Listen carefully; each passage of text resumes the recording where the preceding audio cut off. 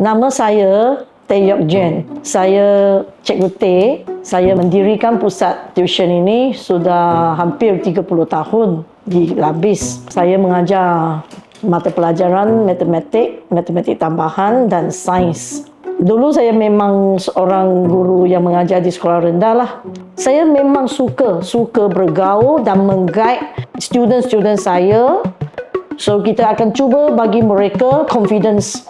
Contoh saya kata, okey, kamu tumpukan dalam mata pelajaran matematik. Example. Bila mereka boleh skor dalam satu mata pelajaran, dia akan mula suka belajar, then will think positively. Dengan itu, lama-kelamaan, mata pelajaran lain, dia juga akan cover. Untuk kami, kampung, pekan yang kecil ni, pendidikan sangat penting. Kami bertempat dia memang kekurangan lah berbanding dengan bandar. Jadi sebagai seorang pendidik, saya punya inspirasi, saya boleh membawa ke komuniti yang lebih besar. Tidak setakatnya pada pusat tuition saya sahaja. Nama saya Halim Hakimi bin Hermi Zairul. Sekarang tengah bersedia nak masuk matrikulasi. Saya dapat 8A, 2B dan 1C+.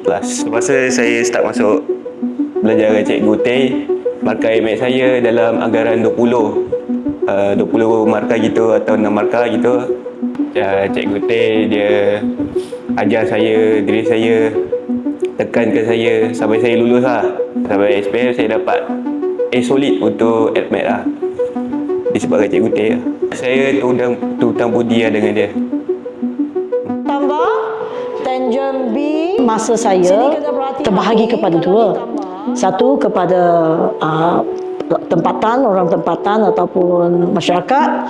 Satu untuk student saya. Selama beberapa tahun ini, walaupun saya seorang guru tuition sepenuh masa, saya masih berkhidmat kepada masyarakat. Saya buat program melawat family-family yang memerlukan bantuan. Ini bukan satu penghalang untuk saya berkhidmat kepada masyarakat Dumbekuk.